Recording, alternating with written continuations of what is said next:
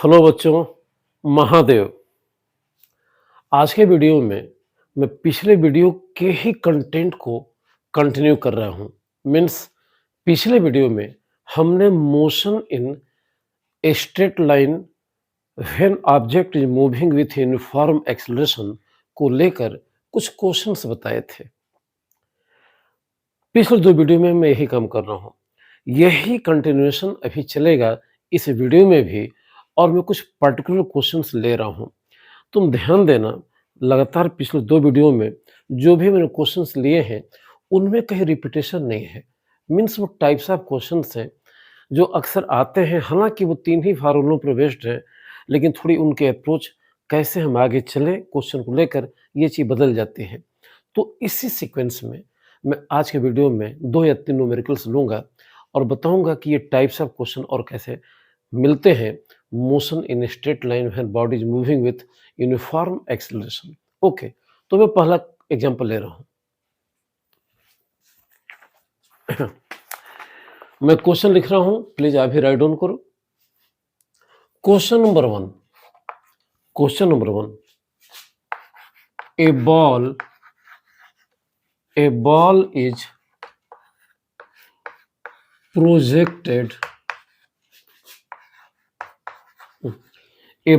projected from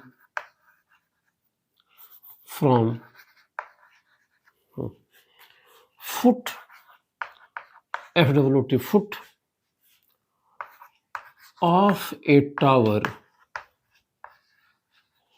foot of a tower, in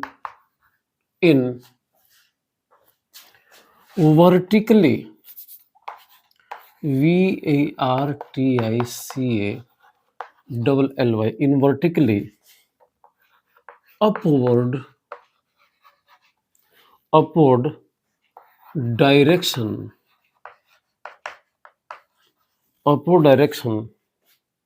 full stop. It crosses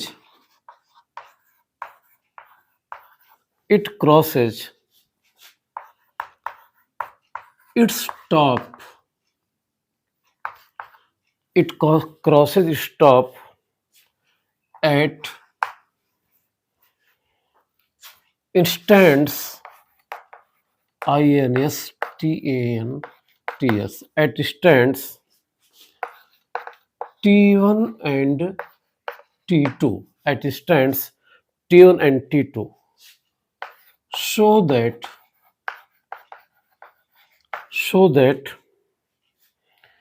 velocity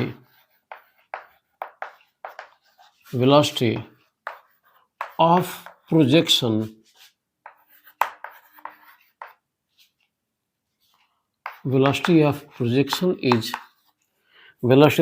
is U equals G T1 plus T2 by 2 and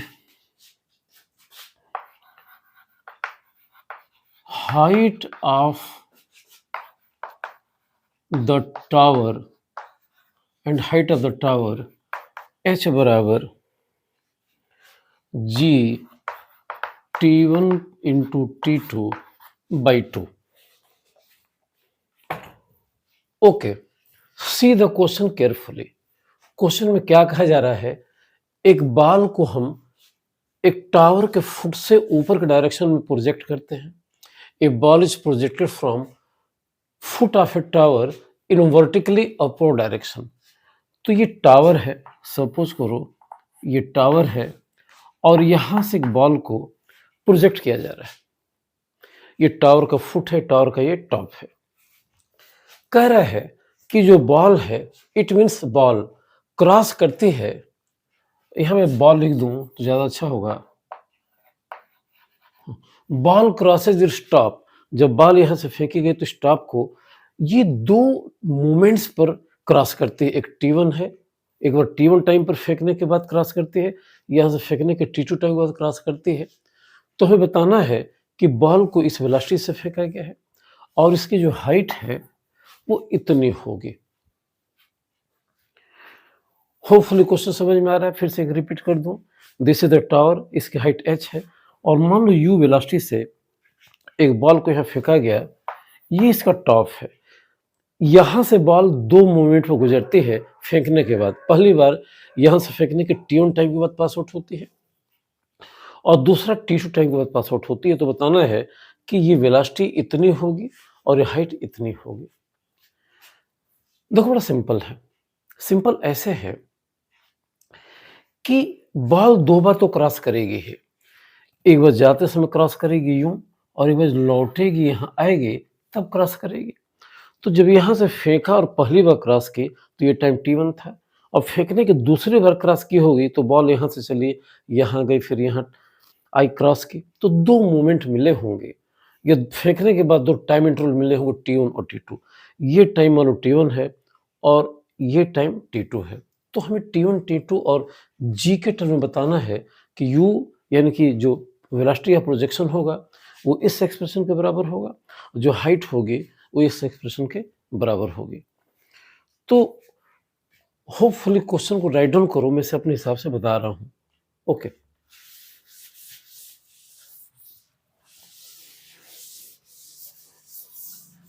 देखो ये बड़ा simple है। ये height h हो गई और मान लो u वेलोसिटी से हमने ऊपर प्रोजेक्ट किया, इस टॉप से गुजरी। तो हम ये देखें, क्वेश्चन कहा जा रहा है कि इस हाइट को फेंकने के t1 टाइम के बाद या t1 मोमेंट में, जो मोमेंट t1 कहा जा रहा है तो वो टाइम इंटरवल है क्योंकि शुरू के टाइम को हमने 0 माना है। तो t1 मोमेंट पर या फेंकने के t1 टाइम के बाद वो यहाँ से पास आउट होती है और अगली बार फिर ऐसे गई और फिर यहाँ पास आउट इस टाइम पर। तो हम एक काम करें, मोशन के इक्वेशन का यूज करें, using the relation s equals ut plus half at square, इसका यूज करें। और यूज करने के पहले हम थोड़ा सा साइन कन्वेंशन ले लें। तो हमने कह दिया कि अगर ऊपर के डायरेक्शन को मान लो हम प्लस कहेंगे तो नीचे को माइनस कहेंगे, या नीचे को प्लस कहेंगे तो ऊपर को माइनस कहेंगे। साइन कन्वेंशन लेना हमारे हाथ में है और ये बात पिछले वीडियो में मैंने बताई है। एस शो कर रहा है डिस्प्लेसमेंट को। तो चलो फर्स्ट केस लेते हैं, जब बॉल यहाँ पहुंची और उसने t1 टाइम लिया।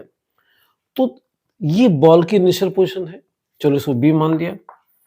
ये बॉल की फाइनल पोजीशन है जब टॉप पर पहुंची, एच डिस्प्लेसमेंट के बराबर हो गया और डिस्प्लेसमेंट की डायरेक्शन होती है ऑब्जेक्ट के इनिशियल से फाइनल पोजीशन की ओर, यानी कि ऐसे ये डायरेक्शन पॉजिटिव है। इसलिए फर्स्ट केस में हमने जब गेंद यहाँ पहुंची और टाइम t1 लिया, डिस्प्लेसमेंट को h रख दिया, वेलोसिटी को u रखा ही, टाइम t1 है तो t1 ले लिया, प्लस हाफ g नीचे एक्ट करता है तो यहाँ माइनस जी लिखेंगे, तो वो माइनस मैंने यहाँ ले लिया तो minus half g t1 square, एक इक्वेशन ये 1 हो गया। अगली बार गेंद यहाँ गई और ऐसे लौटी, फिर यहाँ से गुजरी, तो यहाँ से यहाँ जाकर यहाँ आने में उसने t2 टाइम लिया। अब फिर हम इसी इक्वेशन का यूज करेंगे। इसमें s किसका सिंबल है, तो s सिंबल डिस्प्लेसमेंट का। तो शुरू में गेंद यहाँ है, बाद में फिर गेंद यहाँ है। ये अलग बात है कि अब गेंद ऐसे जाकर यूं आई है, लेकिन उससे फर्क क्या पड़ता है। इस सिंबल में तो उस टाइम को हमने t से रिप्रेजेंट किया ही है, जिसके लिए डिस्प्लेसमेंट s है। तो अगले ऑब्जर्वेशन में जब गेंद ऐसे गई और यहाँ आई, तो उस केस में भी डिस्प्लेसमेंट h ही होगा, क्योंकि गेंद की initial velocity initial position b है और फाइनल पोजीशन a है। हमें इस हिस्ट्री से मतलब नहीं है कि गेंद दोबारा यहाँ पहुंची तो किस दिशा से पहुंची, वेलोसिटी डायरेक्शन चेंज हो जाएगी। जाते वेलोसिटी अगर ऊपर है, आते वेलोसिटी नीचे है। हमें यहाँ पर वेलोसिटी लिखना ही नहीं है, हमें तो डिस्प्लेसमेंट लिखना है। तो इनिशियली गेंद अगले जर्नी में भी जब यहाँ से गेंद यहाँ आई है, इनिशियल पोजीशन a है, b है और फाइनल पोजीशन a है, मीन्स डिस्प्लेसमेंट फिर h के ही बराबर है। तो बाद के केस के लिए भी हमने इसे राइट डाउन किया h, और बाद के केस में भी जो शुरू की वेलोसिटी है वो तो यू ही रहेगी, यहीं से फेंका जा रहा है, बस टाइम चेंज हो जाएगा। ये t2 हो गया, g नीचे लगता है माइनस होगा, जैसा हमने यहाँ साइन कन्वेंशन लिया है, तो हो गया again half g t2 square. तो ये 2 इक्वेशन हमारे बन गए। ये फर्स्ट है, जब गेंद यहाँ से यहाँ गई, टाइम t1 लगा, ये लगा दिया। सेकंड, जब जाकर यहाँ आई, टाइम t2 लगा, लेकिन डिस्प्लेसमेंट सेम ही है, तो ये इक्वेशन हमने लिख दिया। अब देखो बेटा, कुछ नहीं करना है, इसको सॉल्व करना है। तो सॉल्व करेंगे तो दोनों को मैं इक्वेट कर दे रहा हूँ। तो लिख दिया हमने ut1 minus half g t1 square equals ut2 minus half g t2 square. हमने इसको इक्वेट किया। देखो यहां से मैं इसको इधर लाऊंगा, इसको इधर ले जाऊंगा, तो ut1 माइनस ut2 ये इधर आएगा प्लस हो जाएगा, half g t1 square half g t2 square. यहां से बेटा u कॉमन हो जाएगा, t1 माइनस t2, यहां से हाफ जी कॉमन हो जाएगा, half g t1 square minus t2 square. इसका एक्सपेंशन करेंगे तो लिखेंगे half g t1 minus t2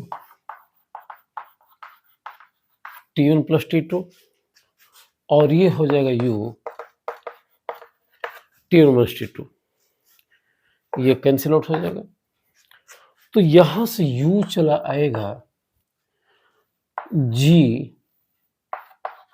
u चला आएगा g t1 plus t2 by 2। तो यही शो करना था कि वेलोसिटी ऑफ प्रोजेक्शन इस वैल्यू के बराबर होगी। अब चलो, अगर ये u की वैल्यू इतनी चली है जो हमने शो कर दिया, तो हाइट निकालनी है। अब हाइट निकालने के लिए हम फर्स्ट इक्वेशन को मैं रीराइट कर रहा हूं। तो फर्स्ट इक्वेशन ये था h equals ut1 minus half g t1 square. इससे बेटा ये u की वैल्यू हम यहाँ रख देंगे। तो वैल्यू को रखा तो u के प्लेस पर लिखा जी t1 plus t2 by 2 u के प्लेस पर, और ये हो गया into t1 minus half g t1 square.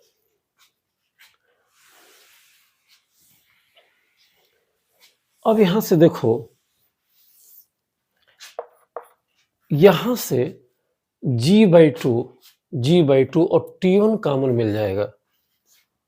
तो जी t1 बाई 2 कॉमन लिया, जी t1 बाई 2 कॉमन लिया, यहां मिला t1 प्लस t2 और वहां मिल गया t1, ये कैंसिल आउट हो गया। तो h चला आया जी t1 t2 बाई 2। तो ये दो रिजल्ट आ गए कि रिजल्ट क्या है कि अगर टावर की हाइट h है, गेंद को यहाँ से u वेलोसिटी से फेंका, इस पॉइंट से वो दो मोमेंट पर गुजरती है t1 t2 पर, तो हमें बताना है कि u t1 t2 के टर्म में इतना होगा और हाइट t1 t2 के टर्म में इतनी होगी। तो इन दो रिजल्ट को एज ए फार्मूला भी क्वेश्चन लगाने में यूज करते हैं। स्पेशली वो बच्चे ज़्यादा करते हैं जो नीट की तैयारी कर रहे हैं, क्योंकि उतनी मेहनत नहीं पड़ती है। तो इसलिए इस क्वेश्चन को आप लिख लो और ये इंपॉर्टेंट है। ओके, होपफुली आपने राइट डाउन कर लिया होगा। अब हम अगले क्वेश्चन की तरफ चलते हैं। अगला क्वेश्चन मेंस का है, और अगर मैं भूल नहीं रहा हूं तो 2021 में ये आ चुका है, और ये सिंपल सा क्वेश्चन है बेटा, बहुत छोटा सा क्वेश्चन है, लेकिन जेईई मेंस 2021 में पूछा है, और मैं टाइप्स ऑफ क्वेश्चन में मोशन स्ट्रेट लाइन को लेकर चल रहा हूं, तो इसलिए इसे बताना जरूरी है। तो क्वेश्चन नंबर 2 आप प्लीज राइट डाउन करो। क्वेश्चन नंबर 2 ये है, an engine ENGINA, an engine of a train, an engine of a train moving with uniform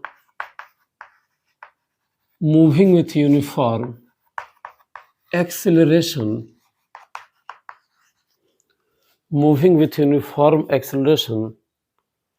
passes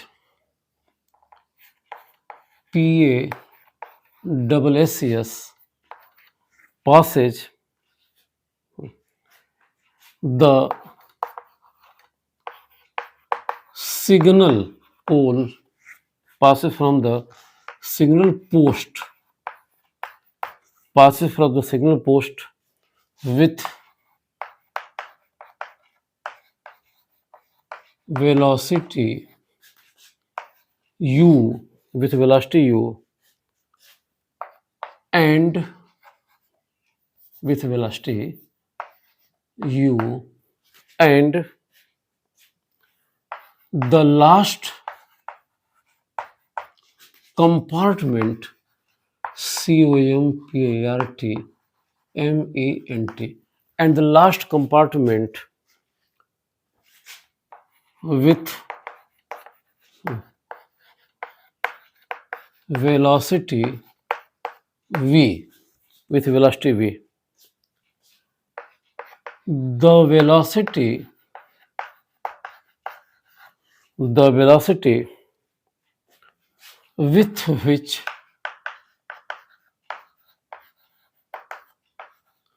velocity with which middle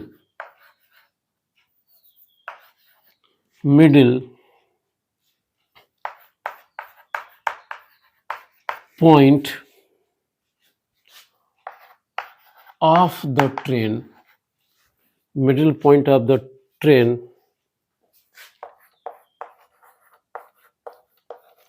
passes the signal post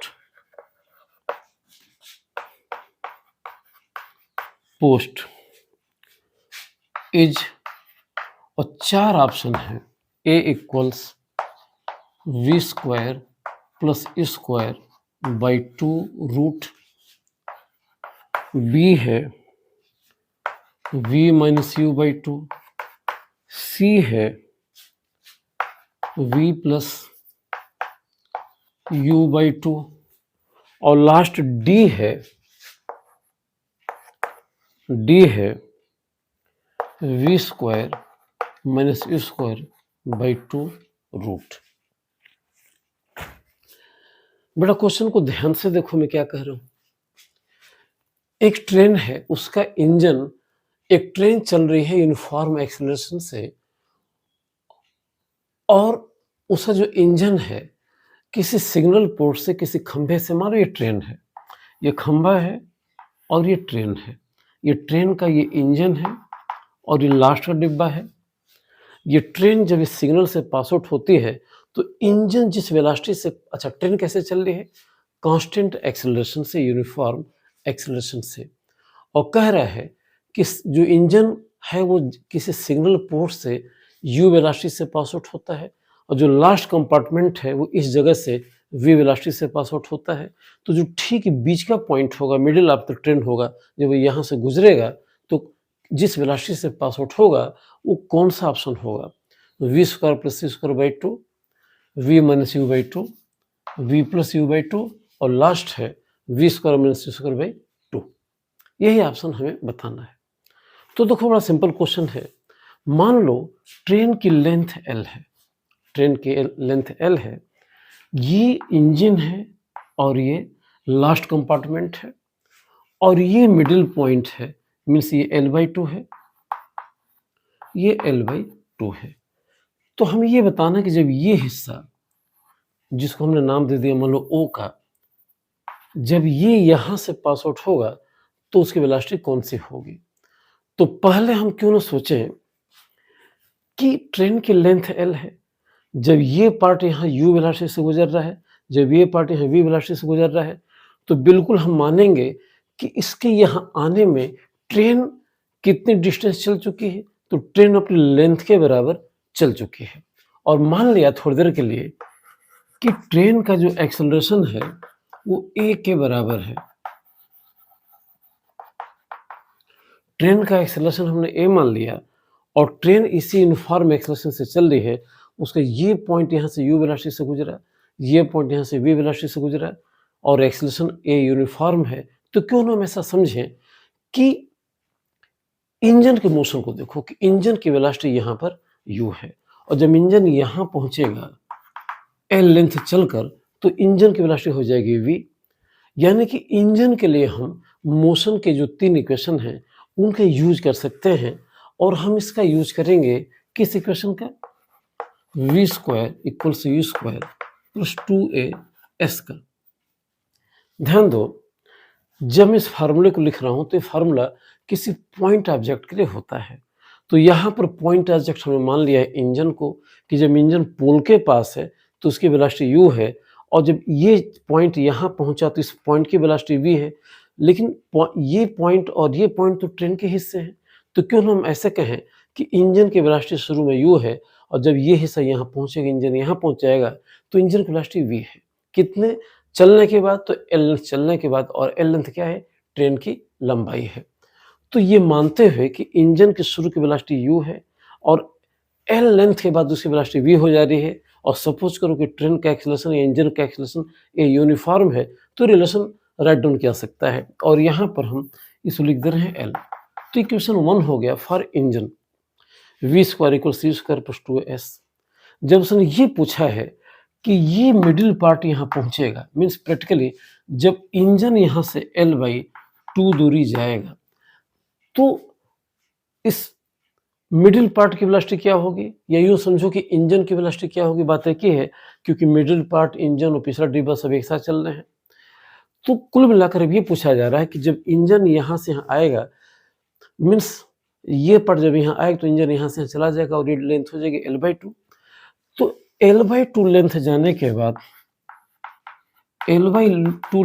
बाद engine की velocity क्या होगी, तो जो engine की वेलोसिटी होगी वही मिडिल पार्ट की वेलोसिटी होगी क्योंकि last part, middle part, engine सब एक ही वेलोसिटी से एक साथ चल रहे हैं। तो अगेन फिर इसी का यूज करेंगे और मिडिल पार्ट के लिए यहाँ पर हम इसको रख देंगे l/2 और मान लेंगे कि जब मिडिल पार्ट यहाँ पहुँचेगा तो मिडिल पार्ट की वेलोसिटी v' हो जा रही है, ये इंजन की वेलोसिटी v' हो जा रही है, बात एक ही है।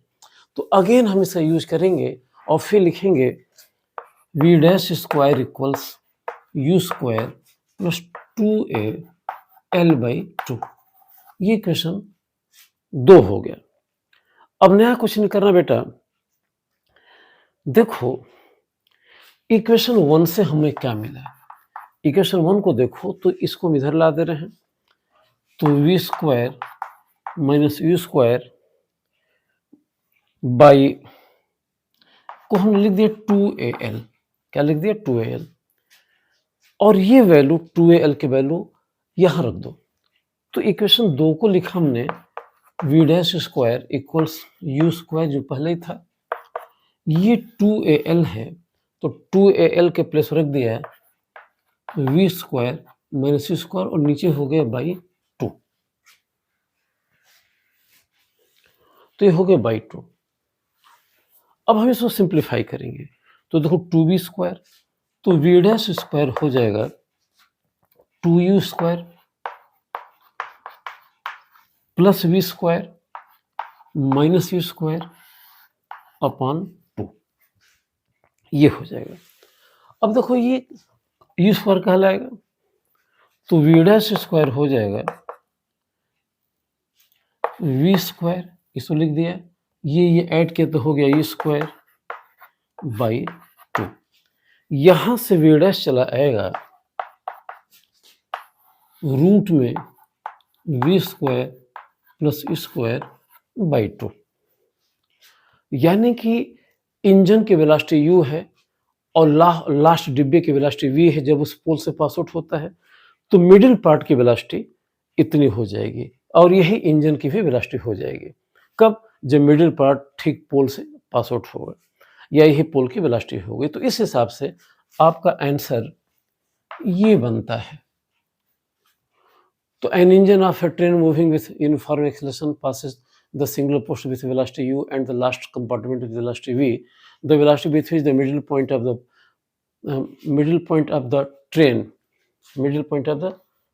train passes the single post is, तो ये हो गया v square plus u square by 2। ये आंसर होगा बेटा, आप इसे लिख लो, अच्छी बात है। चलो आज का लास्ट क्वेश्चन हम लेते हैं और ये क्वेश्चन भी कई कई बार आ चुका है और फिलहाल ये जेईई मेंस का ही क्वेश्चन है 2022 का। नीट में ऐसे क्वेश्चन फ्रिक्वेंटली पूछते हैं जो मैं लेने जा रहा हूँ। तो इस क्वेश्चन को, जो आज का लास्ट क्वेश्चन है, आप उसे ध्यान से देखो और मैं इस क्वेश्चन को लिखकर मैं समझाऊंगा। तो question number 3,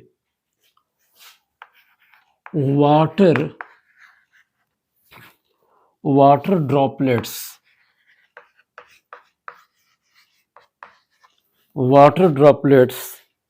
are coming,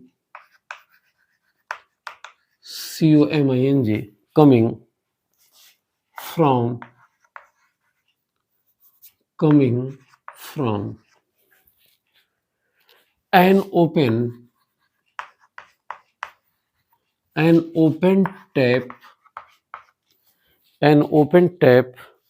at a particular rate,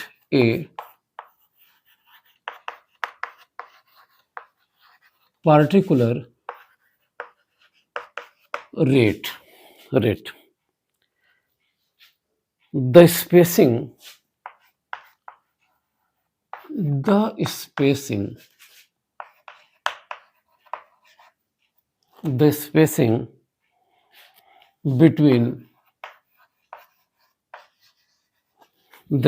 between a droplet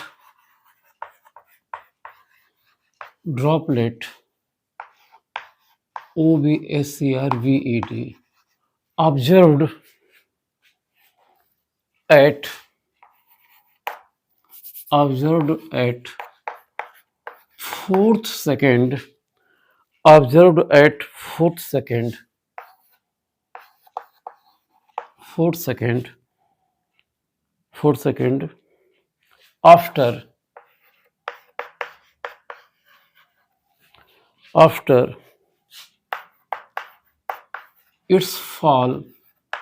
after its fall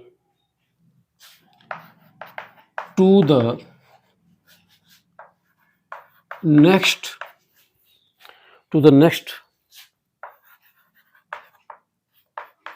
droplet is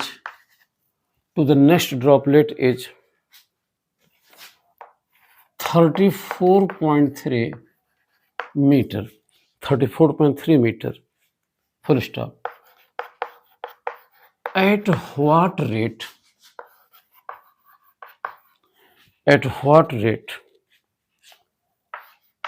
the droplets are coming from the tap. और 4 ऑप्शन हैं। ए की वैल्यू है 3 drops by second, 3 drops by 2 seconds, 2 seconds. B है 2 drops by second. सी है 1 drop by second. और D है, and D is 1 drop by 7 second. और उन्होंने कहा कि G के वैल्यू को आप ले लो 9.8 metre by second square. Question को ध्यान से देखो, और ऐसे क्वेश्चन कई बार आ चुके हैं। 2022 का क्वेश्चन है। Water droplets are coming from an open tap at a particular rate. The spacing between a droplet observed at 4th second after its fall to the next droplet is 34.3 meter. At what rate the droplets are coming from the tap, और 4 option है, 3 drops by 2 second, 2 drops by 1 second, 1 drop by 1 second and 1 drop by 7 second. Question क्या कह रहा है? अगर हम question को बारीकी से देखें तो देखो, ये मान लो टैप है, ये टैप है, यहां से पानी की बूंदें गिर रही हैं ऐसे। बोल रहा है कि किस रेट से गिर रहे हैं, यानी कि 1 सेकंड में कितने ड्रॉप्स गिर जा रहे हैं, या 2 ड्रॉपों के बीच का कितना टाइम इंटरवल है। कुछ यूँ समझ लो, वहाँ से पता चल जाएगा कि 1 ड्रॉप के गिरने में कितना टाइम लगेगा। चलो हमने मान लिया कि हर t सेकंड के बाद ड्रॉप्स फॉल आउट कर रहे हैं। इनकी जो रेट है वो है t सेकंड बाई ड्रॉप, यानी कि t सेकंड के बाद एक एक ड्रॉप गिर रही है। एक ड्रॉप अभी गिरी, अगली ड्रॉप t सेकंड के बाद गिरेगी, अगली ड्रॉप t सेकंड के बाद गिरेगी। तो हमने मान लिया कि जो ड्रॉप के फॉल का रेट है वो है तुम्हारा t ड्रॉप पर सेकंड, या 1 सेकंड में, सॉरी उल्टा बोल दिया, t सेकंड में एक एक ड्रॉप गिर जा रही है। मैं फिर से बात दोहरा दूं, उन्होंने पूछा है कि ड्रॉप्स किस रेट से आ रही हैं। तो रेट का मतलब क्या हुआ? रेट यूजुअली ये होता है कि 1 सेकंड में कितनी ड्रॉप्स गिर रही हैं। हमने थोड़ा रिवर्स माना, हमने माना कि अगर मान लो ये वाटर ड्रॉपलेट्स ऐसे आ रही हैं, ये पहली है, दूसरी है, तीसरी है, चौथी जस्ट निकलने वाली है, कोई 5वीं होगी, ऐसे गिर रही हैं, तो ड्रॉपलेट्स के बीच का जो टाइम इंटरवल है वो है t सेकंड। यानी कि एक ड्रॉपलेट अभी गिरी, दूसरी उसके t सेकंड बाद गिरेगी, दूसरी उसके t सेकंड बाद गिरेगी, अगली उसके t सेकंड बाद गिरेगी। यानी कि हर 2 ड्रॉपलेट के बीच गिरने का जो टाइम इंटरवल है वो है t सेकंड।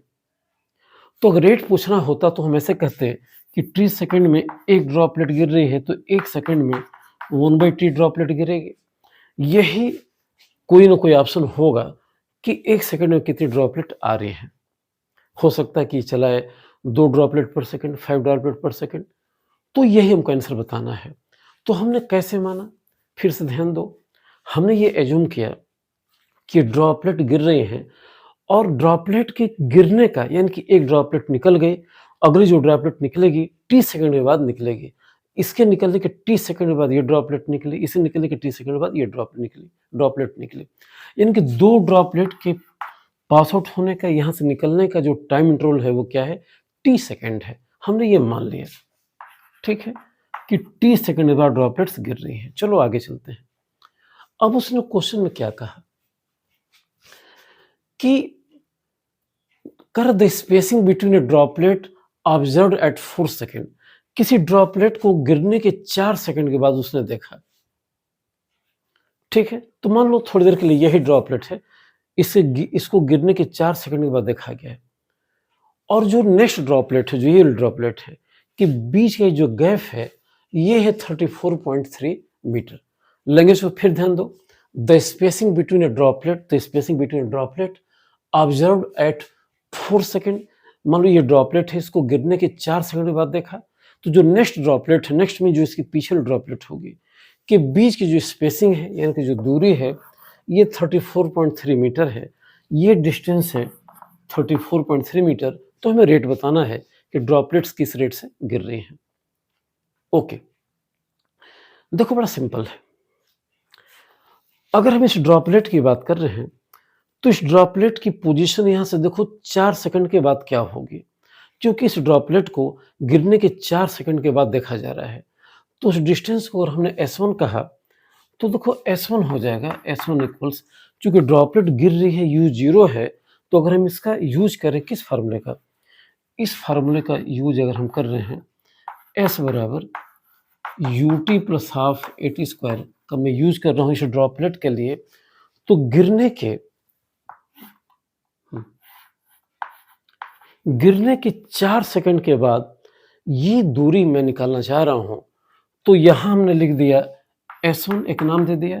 ड्रॉप ये यहां से गिरी थी तो शुरू में इसकी वेलोसिटी 0 थी, तो ये 0 हो गया, हाफ g इंटू 4 का स्क्वायर, g मीन्स ले लो 9.8, 9.8 इंटू 4 का स्क्वायर। तो ये इसकी हाइट होगी गिरने के 4 सेकंड के बाद। ये कौन सी ड्रॉपलेट है नहीं जानता, 10 ही हो सकती है, 12 हो सकती है, कुछ भी हो सकती है। तो S1 हमने निकाल दिया। तो S1 चलाएगा बेटा 4.9 इंटू 16। अब जरा ये देखते हैं कि कितना होगा। तो देखो 16 को 9 से मल्टीप्लाई किया, 16 144 को 4 लिखा, हाथ में 10। चलो एक काम करते हैं, इसको मल्टीप्लाई कर लेते हैं। तो मैं लिखूंगा, तो लिखा 16 4.9, 9 6 के 54 को 4 हासिल, 5 9 5 14 144 हो गया, 6 चौक 24 4 हासिल, 2 4 2 6 487। ओके, तो ये हो जाएगा 784 मीन्स 78.4 मीटर। मैं फिर से बात को रिपीट कर दूं। उन्होंने क्वेश्चन में कहा कि जब किसी एक ड्रॉपलेट को देखा गया चौथे सेकंड पे गिरने के बाद और दूसरी ड्रॉपलेट को देखा गया, तो इस ड्रॉपलेट और इस ड्रॉपलेट के बीच का गैप है कितना, 34.3 मीटर। हमने ये मान लिया, मैं रिपीट कर रहा हूँ, कि ड्रॉपलेट हर टी सेकंड के बाद गिर रही है। तो किसी एक ड्रॉपलेट को देखा तो नेचुरली 4 सेकंड के बाद यहाँ से उसकी पोजीशन होगी 78.4 मीटर। अब जरा देखिए इसकी पोजीशन क्या होगी। तो ये ड्रॉपलेट इसे गिराने के टी सेकंड के बाद पैदा होगी, क्योंकि दो ड्रॉपलेट के बीच का टाइम इंटरवल कितना माना है, टी माना है। तो अगर ये चौथे सेकंड दिखाई दे तो इसकी जो टाइमिंग होगी गिरने के बाद 4 - टी सेकंड हो जाएगी, क्योंकि टी सेकंड के बाद ये ड्रॉप यहाँ से चलने शुरू हुई है। तो देखें कि अगर ये 4 सेकंड में इसने 78.4 मीटर की डिस्टेंस ट्रेवल किया, तो इससे जस्ट पीछे की जो ड्रॉप जो इसके गिरने के टी सेकंड के बाद गिर रही है, क्योंकि हमने मान लिया कि हर दो ड्रॉपलेट के बीच गिरने का टाइम इंटरवल टी के बराबर है। तो इसकी डिस्टेंस अगर मैं S2 कहूँ तो S2 हो जाएगा, इसके लिए भी U0 होगा। और सीधे हम लिख दे रहा हूँ half G means 9.8 into 4 - T का होल स्क्वायर, 4 - टी का होल स्क्वायर। बेटा यार इसे ध्यान से समझो, और ये बड़ा सिंपल है। यही दो इक्वेशन तुम्हें जानना है। ये 2 हो गया, ये अभी चलो ये मान लो थोड़ी देर के लिए हमने कैलकुलेट कर दिया, लेकिन मैं दूसरा दोबारा लिख दे रहा हूँ। तो फर्स्ट वाले के लिखा हमने हाफ 9.8 इंटू 16, ये 1 हो गया और ये 2 हो गया। आगे क्वेश्चन वो सिंपल है, वहाँ रिजल्ट पर आने के पहले फिर से मैं आप लोगों के लिए एक बार बात को लास्टली दोहरा दे रहा हूँ। कह रहा है कि यहाँ से ड्रॉपलेट्स गिर रही हैं इक्वल टाइम इंटरवल से। किसी एक ड्रॉपलेट को गिरने के 4 सेकंड के बाद देखा तो जो उसके पहले वाली थी, इन दोनों के बीच का गैप था 34.3 मीटर। तो हमें बताना है कि ड्रॉपलेट्स किस रेट से गिर रही हैं। हमने मान लिया कि ड्रॉपलेट्स टी टाइम इंटरवल के बाद गिर रही हैं, रेट की बात नहीं किया। एक पहली ड्रॉप गिरी, दूसरी टी सेकंड के बाद गिरेगी, तीसरी टी सेकंड के बाद गिरेगी, ऐसे। तो अगर किसी ड्रॉपलेट को हमने 4 सेकंड के बाद देखा तो उसकी यहाँ से पोजीशन ये हो गई। इसके जस्ट जो प्रियर की ड्रॉपलेट होगी वो T4 - टी सेकंड तक चलेगी, क्योंकि जब ये 4 सेकंड तक चली है और दो ड्रॉपलेट के बीच गिरने का टाइम इंटरवल T है, तो अगली टी सेकंड कम लेगी। जब यहाँ ऑब्जर्व करेंगे तो उसकी ये पोजीशन और डिस्टेंस हो जाएगी हाफ जी टी स्क्वायर।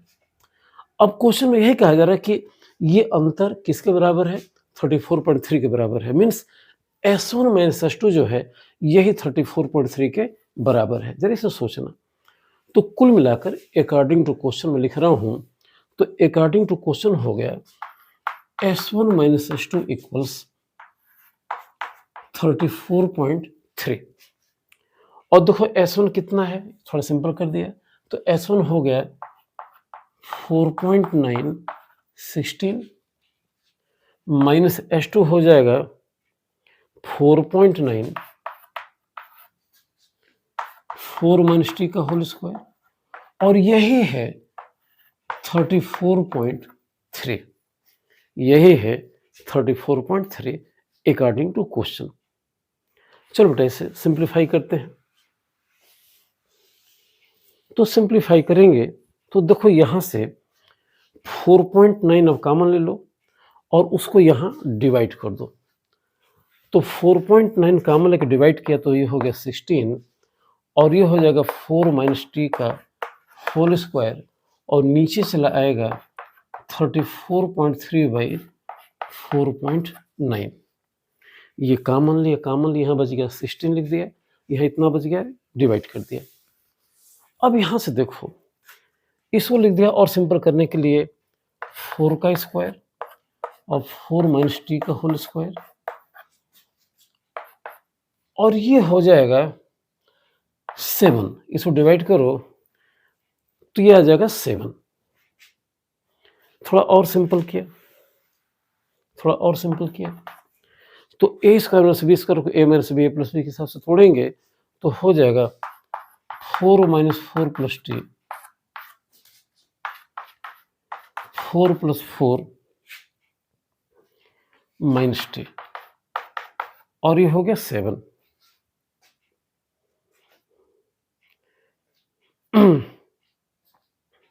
या यूं करें, ज़्यादा सिंपल ये होगा कि जब 7 आ रहा था इसको एक्सपेंड ही कर दें। तो जब आप एक्सपेंड करोगे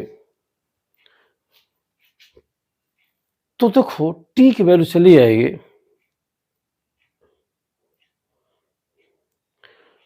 टी की वैल्यू चली आएगी 16, टी की वैल्यू चली आएगी 1। लेकिन जरा कर लेते हैं इसको, कैसे करेंगे तो देखो ये हो गया 16, ये हो गया 16 minus 16 minus T square minus plus 8t, ये हो जाएगा 7। तो देखो ये 16 से 16 कट गया, 4 दूनी 8 और सीधे मिल गया T square minus 8t plus 7 equals 0। तो ये हो जाएगा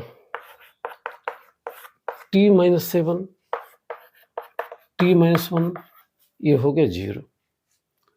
तो t की वैल्यू चली आई 1 और t की वैल्यू चली आई 7, 1 सेकेंड एंड 7 सेकेंड। ये फैक्टर सही है, हाँ, टी स्क्वायर माइनस 8, ठीक। तो t की दो वैल्यू चली है 1 सेकेंड एंड 7 सेकेंड, यानी कि दो ड्रॉप के बीच का टाइम इंटरवल या तो 1 सेकेंड होगा या तो 7 सेकेंड होगा। ये वैल्यू एक्सेप्टेबल नहीं है। क्योंकि ये वैल्यू क्यों नहीं एक्सेप्टेबल है? क्योंकि इतनी देर के बाद अगर ड्रॉपलेट्स गिरेंगे, इतने देर को ड्रॉपलेट्स गिरेंगे तो ध्यान दो कि दो ड्रॉपलेट के बीच का एंगल है डिस्टेंस 34.3, ये इस वैल्यू से नहीं आएगा। तो कुल मिलाकर टी चला आया 1 सेकेंड। इसका मतलब ये हुआ कि दो ड्रॉपलेट के बीच गिरने का टाइम इंटरवल है 1 सेकेंड, यानी कि 1 सेकेंड में एक ड्रॉपलेट गिरेगी। तो रेट हो गया 1 ड्रॉपलेट बाई सेकेंड, यानी कि इस हिसाब से आंसर हो गया तुम्हारा ये वाला। प्रश्न की इस आंसर को लेके नहीं, तो प्रैक्टिकली अगर हम चाहो तो इस आंसर को ले सकते हो कि 7 सेकंड में एक ड्रॉपलेट गिरे तो 1 सेकंड में 1/7 ड्रॉपलेट गिरेगी। लेकिन जेन्युइनली इस वैल्यू के हिसाब से अगर हम ये डिस्टेंस देखें तो नहीं आ पाएगा। तो इस हिसाब से तुम्हारा जो बेटर आंसर बनता है, तो होने को ही हो सकता है, लेकिन उसमें कई कंट्राडिक्शन है। 7 सेकंड वाले में दिक्कत आ रही है इसको लेकर, तो बेहतर आंसर होगा कि 1 ड्रॉपलेट बाई सेकेंड। ओके बेटा, तो ये हो गया आज का वीडियो के 3 क्वेश्चंस। अगले में मैं कोशिश करूंगा कि मोशन स्ट्रेट लाइन में हम रिलेटिव वेलोसिटी के क्वेश्चंस लें। ओके बेटा, तब तक के लिए महादेव।